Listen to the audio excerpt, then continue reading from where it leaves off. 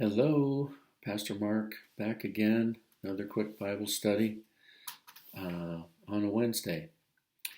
I'm diving right in. Isaiah chapter 42, reading on my phone.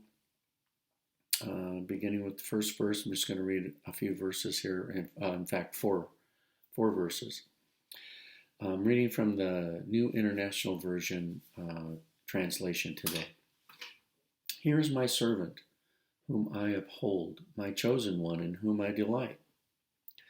I will put my spirit on him, and he will bring justice to the nations. He will not shout or cry out or raise his voice in the streets.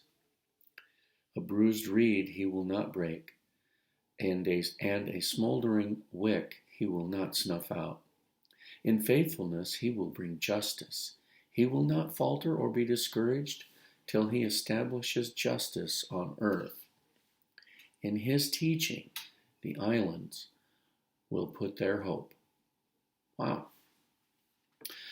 In Isaiah chapter 42, we find a prophecy concerning the Messiah.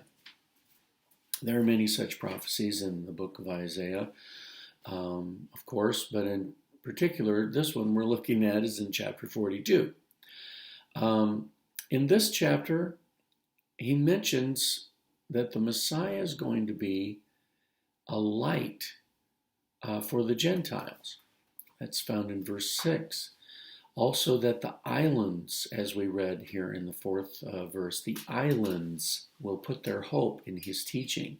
In fact, the islands are mentioned several times, both in chapter 41 and 42.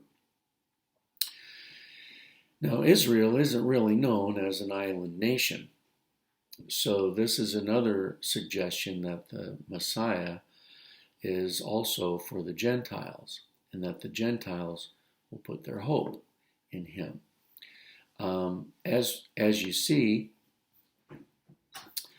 sorry, I'm trying to get this to work. There we go. Sorry about that. So, God's intention, as we know, for the Messiah was not strictly and only for Israel, but he is for Israel. There will come a point in time where he will turn and focus his attention strictly on Israel. That will be coming. It has not yet come. There's a door open for the rest of us, and has been for almost 2,000 years, and for that I am grateful. Having read the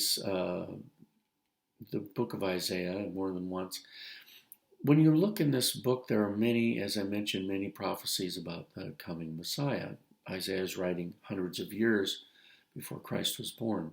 However, in chapter 41 and 42, many times, he mentions islands. Islands. Now, when I was a younger man, and missionaries would sometimes come through and speak at our church on their visitation. And they would sometimes quote some of these verses from Isaiah about the islands putting their hope and trust in the Lord. The islands this, the Lord going his word to the islands.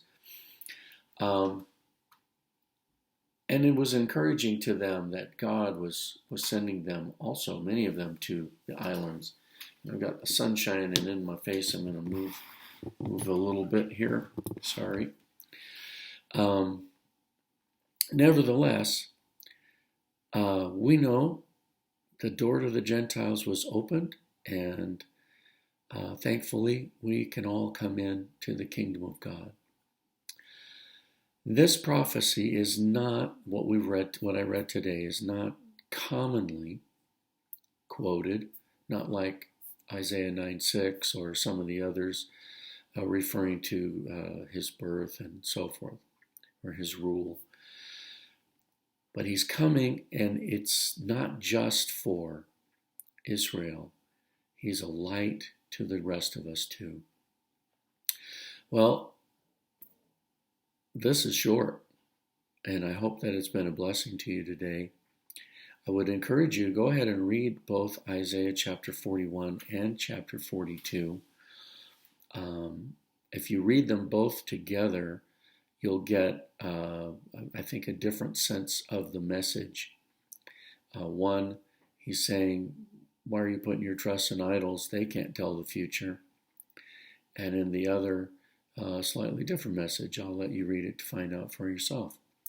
Well, God bless you today. I hope to see you this Sunday at the Hilton, True by Hilton, 10:30, the big conference room on the first floor, right behind the Scooters coffee shop at 72nd and Haskell.